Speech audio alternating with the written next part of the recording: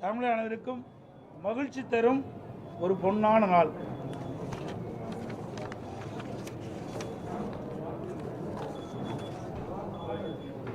சட்டமன்ற பொதுத் தேர்தல் 2026 அனைத்து இந்திய அண்ணா திராவிட முன்னேற்றக் கழக முதற்கட்ட தேர்தல் வாக்குறுதிகள். தமிழ்நாட்டின் 17வது சட்டமன்ற பேரவைக்கான பொது தேர்தல் விரைவில் நடைபெற உள்ளதை முன்னிட்டு மக்கள் நலன் ஒன்றை மட்டுமே குறிக்கோளாக கொண்டு செயல்பட்டு வரும் அனைத்து இந்திய அண்ணா திராவிட முன்னேற்றக் கழகத்தின் சார்பில் அளிக்கப்படும் முதல் கட்ட தேர்தல் வாக்குறுதிகள். வாக்குறுதி எண் 1, மகளிர் நலன் குலவிளக்கு திட்டம். சமூகத்தில் பொருளாதார சமநிலையை உருவாக்கிட குலவிளக்கு திட்டத்தின் மூலம் அனைத்து குடும்ப அட்டைதாரர்களுக்கும் ஒவ்வொரு மாதமும் உதவித்தொகையாக ரூபாய் 2000 வழங்கப்படும். இத்தொகை குடும்பத் தலைவரின் வங்கி கணக்கில் செலுத்தப்படும். பேட்டி கொடுக்குறேன்ல, மறுபடியும் படிக்கட்டுமா? கொஞ்சம் கம்மன் இருங்க தம்பி, தயவு செய்து அப்புறம் எல்லாத்தையும் வெளியே போக சொல்லிடுவோம். அப்புறம் கை தட்டாதீங்க, அமைதியா இருக்கு. இது பேட்டி கொடுக்குறேன்ல, பேசி முடிக்கிற மட்டும் கை. வாக்குறுதி எண் 1, மகளிர் நலன் குலவிளக்கு திட்டம். சமூகத்தில் பொருளாதார சமநிலையை உருவாக்கிட குலவிளக்கு திட்டத்தின் மூலம் அனைத்து குடும்ப அட்டைதாரர்களுக்கும் ஒவ்வொரு மாதமும் உதவித்தொகையாக ரூபாய் 2000 வழங்கப்படும். இத்தொகை குடும்ப தலைவியின் வங்கி கணக்கில் செலுத்தப்படும். வாக்குறுதி எண் 2, ஆண்களுக்கும் மகளிருக்கும் கட்டணமில்லா பேருந்து பயண திட்டம். நகர பேருந்தில் பயணம் செய்யும் ஆண்களுக்கு கட்டணமில்லா பேருந்து பயண திட்டம் செயல்படுத்தப்படும். ஏற்கனவே நடைமுறையில் இருக்கும் நகர பேருந்துகளில் பயணம் செய்யும் மகளிருக்கான கட்டணமில்லா பேருந்து பயண திட்டம் தொடர்ந்து செயல்படுத்தப்படும். அறிவிப்பு எண் 3, அனைவருக்கும் வீடு அம்மா இல்லம் திட்டம். அம்மா இல்லம் திட்டம் மூலம் கிராமப்புறங்களில் குடியிருப்பதற்கு சொந்த வீடு இல்லாதவர்களுக்கு அரசே இடம் வாங்கி கான்கிரீட் வீடுகள் கட்டித்தரப்படும். அதேபோல நகரப்பகுதியில் சொந்த வீடு இல்லாதவர்களுக்கு அரசே இடம் வாங்கி அடுக்குமாடி வீடுகள் கட்டி அம்மா இல்லம் திட்டம் மூலம் விலையில்லாமல் வழங்கப்படும். அதை போலவே ஒரே குடும்பத்தில் வசிக்கும் பட்டியலின மக்கள் அவருடைய மகன்கள் திருமணமாகி தனி குடித்தனம் செல்கின்ற போது அரசே இடம் வாங்கி அவர்களுக்கு கான்கிரீட் வீடுகள் கட்டித்தரப்படும். அறிவிப்பு எண் 4, 100 நாட்கள் வேலை வாய்ப்பு திட்டம் 150 நாட்களாக உயர்த்தப்படும். 100 நாட்கள் வேலை வாய்ப்பு திட்டம் 125 நாட்களாக உயர்த்தப்படும் என்று மத்திய அரசு அறிவித்துள்ளது. கிராமப்புறங்களின் வளர்ச்சிக்கான இத்திட்டம் 150 நாட்கள் வேலைவாய்ப்பு திட்டமாக உயர்த்தப்படும்.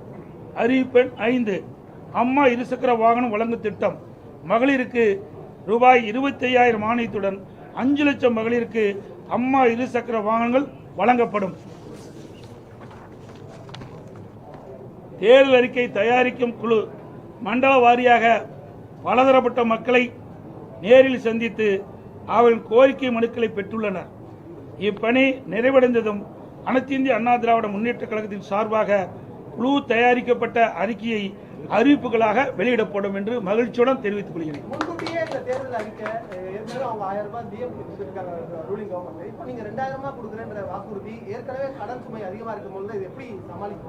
அவர்களுக்கு திறமை இல்லை, எங்களுக்கு திறமை இருந்தது. நாங்கள் ஆட்சி செய்கின்ற பொழுது 5,18,000 கோடி தான் கடன் இருந்தது. எந்த சூழ்நிலை? ஒரு ஆண்டு கொரோனா காலத்தில் கூட அரசுக்கு வரி வருவாய் இல்லாத நேரத்தில் கூட கொரோனாவுக்கு 40,000 கோடி செலவு செய்தோம். நாங்கள் திறமையாக நிதி கையாண்டு நிதி சுமை இல்லாமல் நிதி சுமை குறைவாக இருக்கின்ற சூழ்நிலை நாங்கள் உருவாக்கி தந்திருக்கிறோம். ஆனால் திராவிட முன்னேற்ற கழக அரசு பொறுப்பேற்ற பிறகு இந்த நிதி மேலாண்மை அமைப்பை ஏற்படுத்தி நிபுணர் குழு அமைக்கப்பட்டு அந்த நிபுணர் குழு மூலமாக கடன் குறைக்கப்படும், வருவாய் உயர்த்தப்படும் சொன்னாங்க. ஆனால் அதுக்கு நேர்மாறாக நிபுணர் குழு அமைக்கப்பட்ட போது கடன் தான் அதிகரிச்சிருக்குது. சுமார் இந்த ஆட்சி முடிகின்ற தருவாயில் 5.5 லட்சம் கோடி கடன் இருக்கின்ற ஒரு சூழ்நிலை ஏற்பட்டுள்ளது.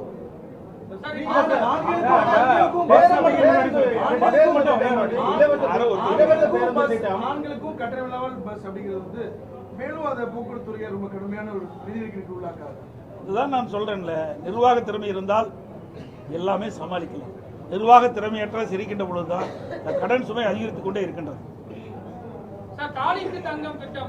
அதெல்லாம் இன்னும் அதாவது இரண்டாம் கட்ட தேர்தல் அறிக்கை முழுமையாக வெளியிடுகின்ற பொழுது இன்னும் பல அறிவிப்புகள் வெளியிடப்படும். இப்போ எங்களுடைய தேர்தல் அறிக்கை தயாரிக்க குழு ஒவ்வொரு மண்டலமாக போயிட்டு இருக்கிறாங்க, மக்கள்கிட்ட மனு வாங்கிட்டு இருக்கிறாங்க. இப்போ இன்னும் கோயம்புத்தூர் மண்டலத்துக்கு போகல. அங்கே போய் பலதரப்பட்ட மக்களையும் சந்தித்து அவருடைய கருத்துக்களை விண்ணப்பம் மூலமாக பெற்று அதையெல்லாம் சேகரித்து அந்த அறிக்கையாக தயாரிக்கப்பட்டு அது ஆய்வு செய்யப்பட்டு அதை அடிப்படையில் மக்கள் என்னென்ன நினைக்கின்றார்களோ அதை எங்களுடைய தேர்தல் அறிக்கையில் இடம்பெறும்.